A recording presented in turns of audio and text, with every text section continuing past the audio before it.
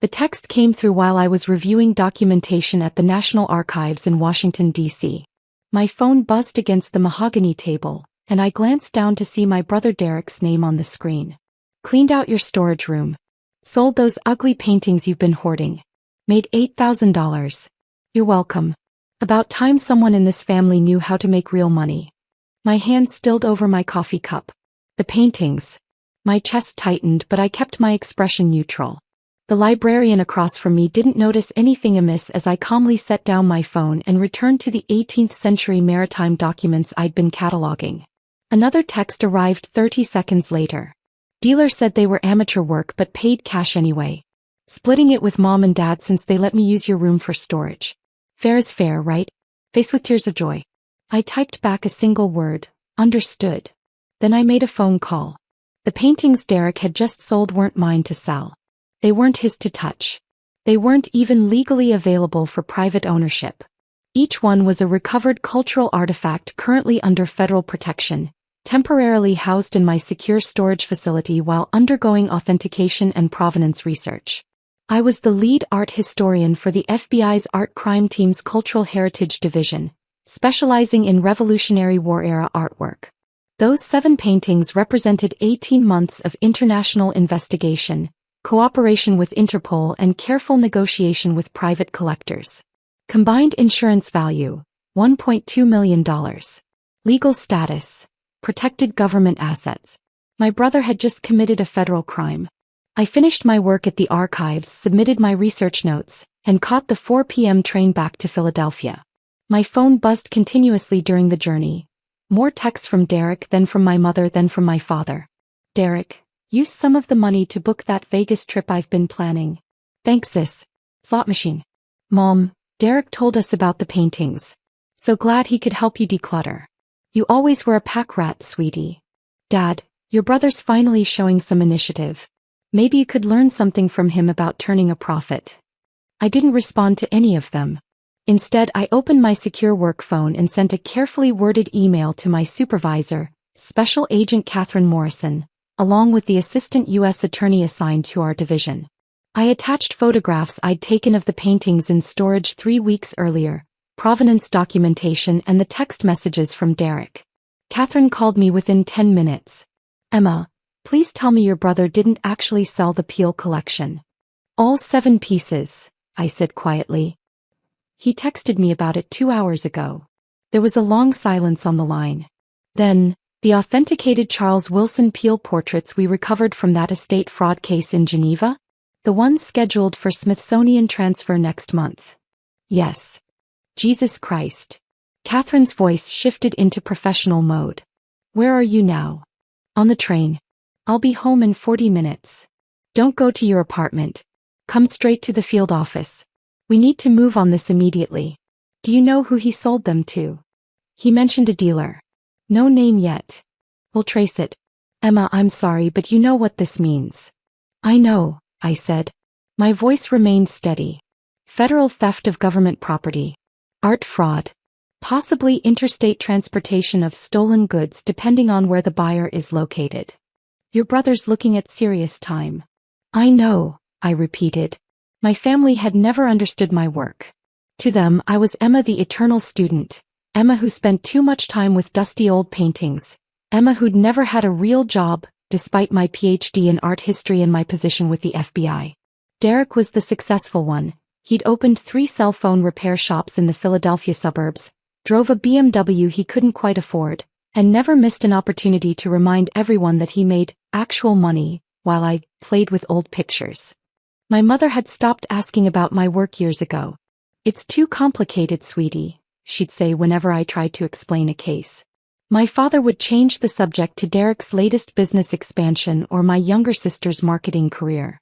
When I'd asked Derek to avoid my storage room at the apartment, the climate-controlled space where I occasionally kept work materials that didn't require vault-level security, he'd laughed. What, afraid I'll steal your precious doodles? Apparently yes. The FBI field office in Philadelphia was bustling with activity when I arrived. Catherine met me in the lobby, her expression grim. She was a striking woman in her 50s, with steel gray hair and the kind of presence that made people instinctively straighten their posture. Conference room 3, she said. Art crime team is assembling. Tracy Perkins is already here. The next 2 hours were a blur of statements, documentation and strategic planning. The assistant U.S. attorney, James Perkins, was a sharp-eyed man in his 40s who'd prosecuted several high-profile art theft cases. The paintings were in your apartment? He asked, reviewing my written statement. In a secure storage room. Climate-controlled, locked, with documented chain of custody. My brother had a key to the apartment for emergencies but explicit instructions never to enter that room. Do you have those instructions in writing? Text messages. Emails. I'll provide everything. Perkins nodded. The moment he sold federal property, he committed a felony. If he transported the paintings across state lines or the buyer did, we can add more charges. The dollar value puts this in serious territory. We're talking potential prison time of 5 to 10 years. I felt nothing. No satisfaction, no guilt. Just the cold weight of inevitability. We need to locate the paintings, Catherine said. Emma, look at your brother's texts again. Anything that might identify the buyer. I scrolled through Derek's messages.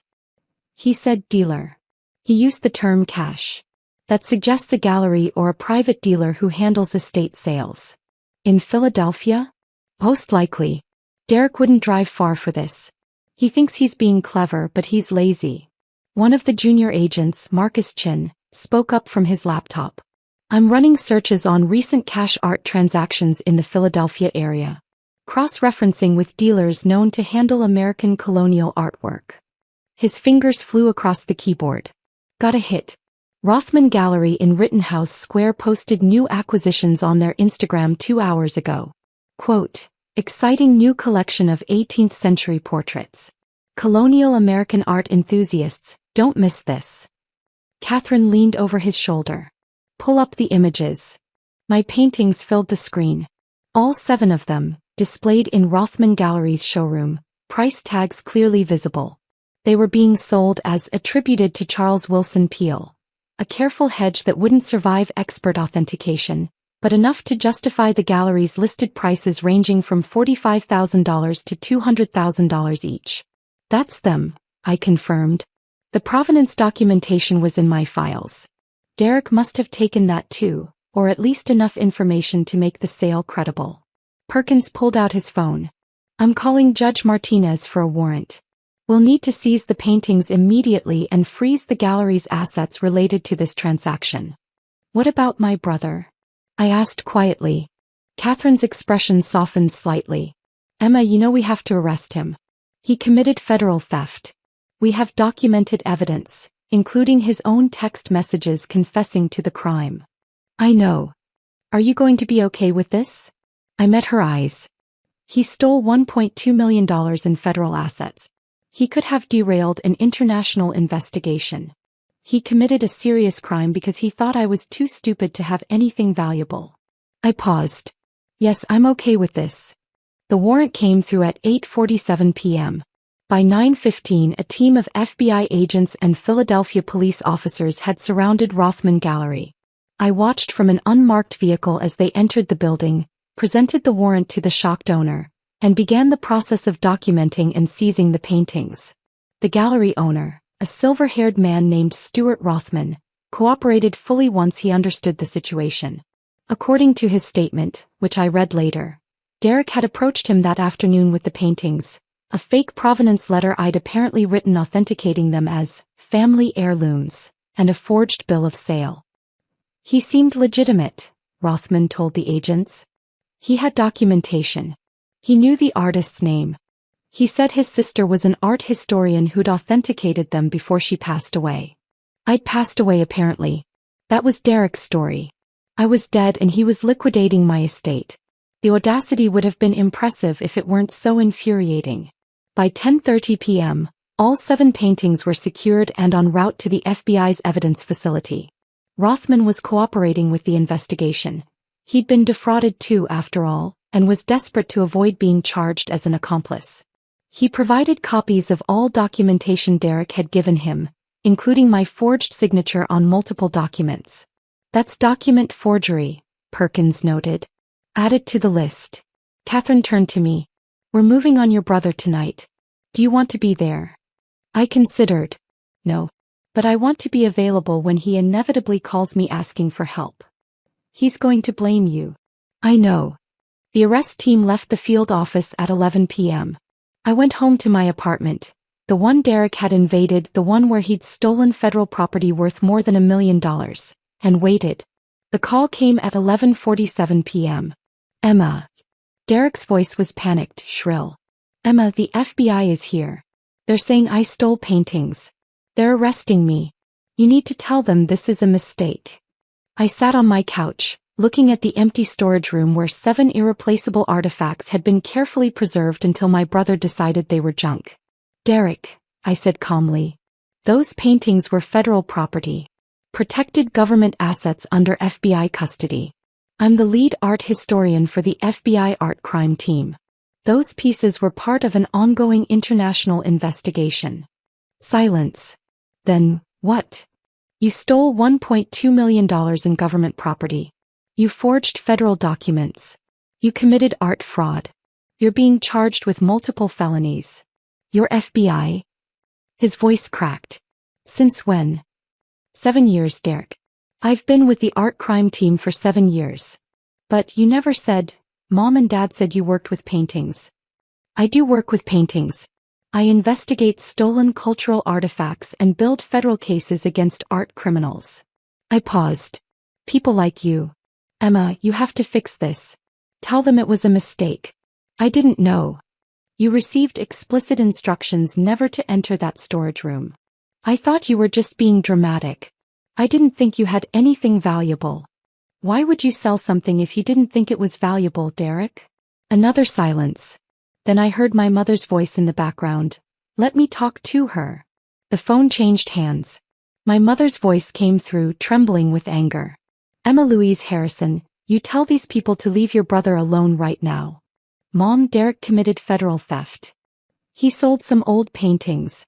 You're overreacting. Those paintings are worth $1.2 million. They're protected government assets. He forged federal documents and committed art fraud. So what? He's your brother. Family protects family. Family also respects family, I said quietly. Family doesn't steal. Family doesn't forge signatures. Family doesn't commit federal crimes. You're going to let them arrest him over some stupid paintings? Yes. My mother made a sound somewhere between a gasp and a shriek. I didn't raise you to be like this. You raised me to value honesty, respect, and the law. Derek broke all three. The phone went dead. 30 seconds later my father called. I didn't answer. He left a voicemail. Emma, your mother is hysterical. Derek is being arrested. I don't understand what's happening, but you need to fix this. He's your brother. Whatever he did, we can pay it back. Just drop the charges. I deleted the voicemail without responding. The arrest made the local news by morning. Philadelphia man arrested for theft of federal art assets, read the headline on NBC 10. The story was brief but damning. Derek Harrison, 34, had been charged with theft of government property, art fraud, forgery of federal documents, and interstate transportation of stolen goods. The paintings, described as rare 18th-century portraits valued at over $1 million, had been recovered. My phone exploded with messages. My younger sister Jessica. Emma, what the hell? Derek is in jail. Extended family members. Is this true? What's going on? Old college friends. Saw your brother's arrest. Are you okay? I responded to none of them. Instead I went to work. The FBI field office was subdued when I arrived. My colleagues knew the situation. The art crime team was small, tight-knit, and the news had spread quickly. Catherine met me at my desk. How are you holding up? Fine, I said. What's the status on the paintings? Secured in evidence. Perkins is building the case. Your brother lawyered up. Public defender named Rodriguez. Good attorney, actually. He'll advise Derek to take a plea. What's the offer? Too early to say. But given the value, the federal nature of the crime, and the forgery charges. Catherine trailed off. He's looking at significant prison time. Maybe 5 years with a plea, 10 if he goes to trial and loses. I nodded. The paintings. Provenance confirmed. Authentication completed. They'll be transferred to the Smithsonian on schedule. You saved an international investigation, Emma. If those paintings had disappeared into private collections, we might never have recovered them. Derek didn't know that. No. He thought he was stealing worthless junk from his loser sister. The accuracy of that statement made something twist in my chest, but I pushed it aside. What do you need from me? Statement refinement. Court testimony preparation. The usual. Catherine paused. Your family's going to make this difficult. I know. Difficult was an understatement. Over the next 3 days I received 147 text messages, 63 phone calls, and 12 emails from various family members. My mother's messages progressed from angry to pleading to venomous. My father's were shorter but equally hostile. Jessica tried the reasonable approach, suggesting family therapy and mediation. None of them seemed to grasp the fundamental reality. Derek had committed a serious federal crime, and I had no power to make it disappear. On day 4, my mother showed up at my apartment. I opened the door to find her standing in the hallway, dressed in black like she was attending a funeral. Her eyes were red and swollen. Can I come in? She asked. I stepped aside. She entered slowly, looking around the apartment as if seeing it for the first time. Her gaze landed on the storage room door. That's where they were? She asked quietly. Yes. Derek said they looked like amateur paintings. Old portraits that someone's grandmother might have done. They're authenticated Charles Wilson Peale portraits from 1780. Part of a collection that was stolen from a Swiss museum in 1987 and trafficked through private collectors for decades. The FBI recovered them 18 months ago. I was leading the provenance research. My mother sat down heavily on my couch. You work for the FBI? Yes. For 7 years. Yes. Why didn't you tell us? I sat across from her. I did tell you, Mom. Multiple times. You said my job was too complicated to understand. Dad changed the subject. Derek made jokes about me playing with pretty pictures. She flinched. We didn't realize. You didn't want to realize. It was easier to think I was unemployed or working some meaningless museum job than to actually listen when I explained what I do. So you let us think you were a failure? The question hit harder than I expected. I let you think whatever you wanted to think. I couldn't force you to pay attention. My mother's hands twisted in her lap. Derek's bail is $500,000. We can't afford that. I know. Can you help? I looked at her steadily. No. Emma, please. He's your brother. He stole federal property worth $1.2 million. He forged documents. He committed art fraud. If I helped him post bail, I could be charged with obstruction of justice. But you're FBI. You have connections. Which is exactly why I can't interfere. Mom, Derek committed a serious crime. There are consequences. She stood abruptly. He made a mistake. He made multiple conscious choices, all of them illegal. You're going to let your own brother go to prison. I stood too. I'm going to let the justice system work the way it's designed to work. Derek isn't going to prison because of me. He's going to prison because he committed federal crimes. My mother's face crumpled. I don't even know you anymore. You never did, I said quietly. She left without another word. The preliminary hearing was set for 2 weeks later. I attended as a witness, sitting in the federal courthouse and watching my brother shuffle in wearing an orange jumpsuit and handcuffs. He'd lost weight. His usual cockiness had evaporated, replaced by a hollow-eyed fear that might have moved me if I didn't know exactly what he'd done. His public defender, Marcus Rodriguez, was indeed good. He made a compelling argument for bail reduction, citing Derek's family ties and lack of prior criminal history. The judge was unmoved. Mr. Harrison sold federal property worth over $1 million, Judge Martinez said, her voice crisp. He forged federal documents. He demonstrated sophisticated planning and deliberate criminal intent. Bail is denied. My mother sobbed in the gallery. My father sat stone-faced. Jessica stared at me like I was a stranger. After the hearing, Asa Perkins approached me in the hallway. They'll offer a plea soon. Rodriguez knows he can't win at trial. The evidence is overwhelming. What will he get? My recommendation will be 5 years federal prison, 3 years supervised release, full restitution to the government for investigation costs, and a permanent ban from art dealing or sales. And if he refuses the plea? 10 to 15 years if convicted at trial. The judge won't be lenient with document forgery and art fraud on top of the theft charges. I nodded. Thank you. Perkins hesitated. For what it's worth, you did the right thing. Those paintings are irreplaceable pieces of American cultural heritage. If they'd been lost. I know. Your family doesn't see it that way. No, I agreed. They don't. The plea offer came 3 days later. Derek's attorney called my supervisor to inform the FBI that his client would be accepting the government's terms. 5 years in federal prison, 3 years supervised release, $87,000 in restitution for investigation and recovery costs, and a lifetime ban from art-related commerce. Catherine called me into her office to deliver the news. It's done, she said. Sentencing is scheduled for next month, but the plea agreement is signed. Your brother's going away. I sat down slowly. 5 years. It's better than 15. Rodriguez did right by him. She paused. How do you feel? I don't know, I admitted.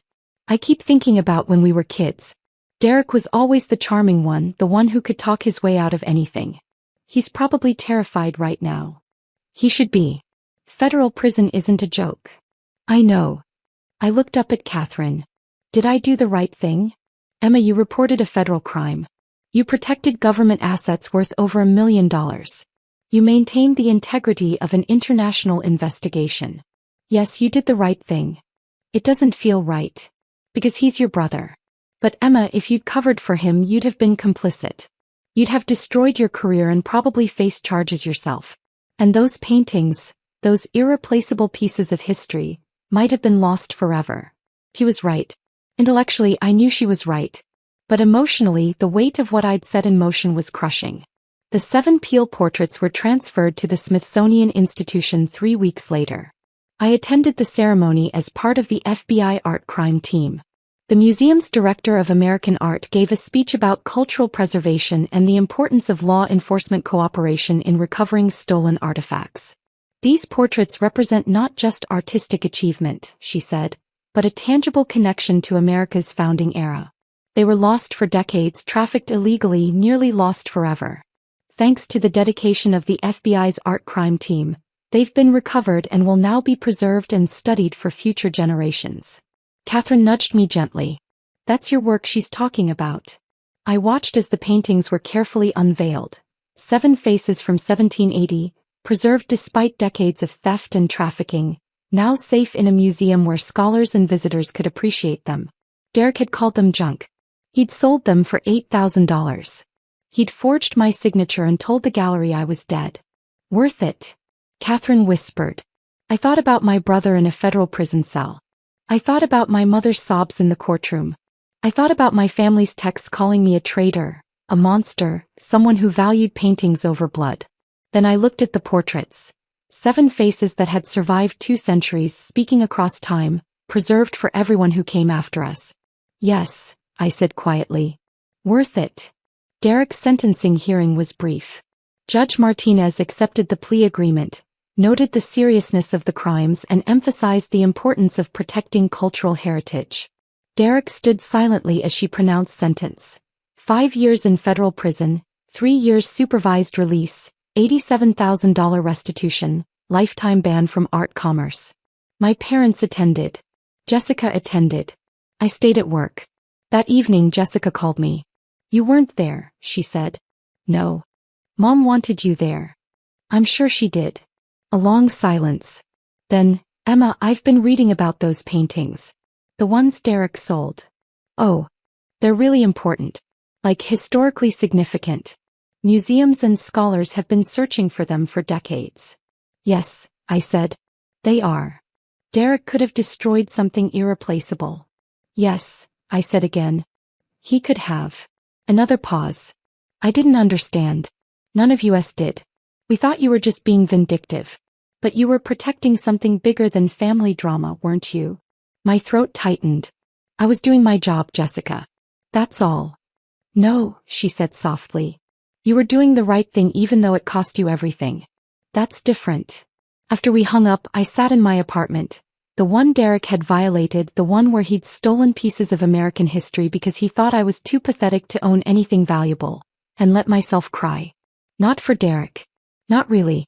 But for the family we'd never quite been, for the respect I'd never quite earned, for the version of us that might have existed if they'd ever bothered to see who I actually was. 6 months later, I stood in the Smithsonian's American Art Wing, looking at 7 portraits by Charles Willson Peale, dated 1780, recently recovered after 37 years missing. The placard credited the FBI Art Crime Team's Cultural Heritage Division. My name was on that placard. Dr. Emma Harrison, lead art historian. Visitors walked past, pausing to read about the painting's incredible journey from theft to recovery. They had no idea what it had cost. They didn't know about the brother in federal prison, the parents who'd stopped speaking to me, the family gatherings I'd never attend again. But they could see the paintings. Students could study them. Scholars could research them. Future generations could connect with faces from 1780, preserved despite everything. Catherine found me standing there. Still worth it, she asked. I looked at the portraits. 7 faces that Derek had called junk, that he'd sold for less than 1% of their value, that he'd nearly lost forever. Yes, I said. Still worth it. My phone buzzed. A text from an unknown number. This is Derek. I have limited phone access. I'm sorry. I understand now what I did. I'm sorry for everything. I looked at the message for a long time. Then I typed back, I know. Good luck, Derek. I didn't delete his number. But I didn't save it either. Some bridges burn. Some families break. Some choices cost everything. But 7 portraits from 1780 hung in the Smithsonian, preserved for all time, and I'd helped make that possible. It was enough. It had to be enough.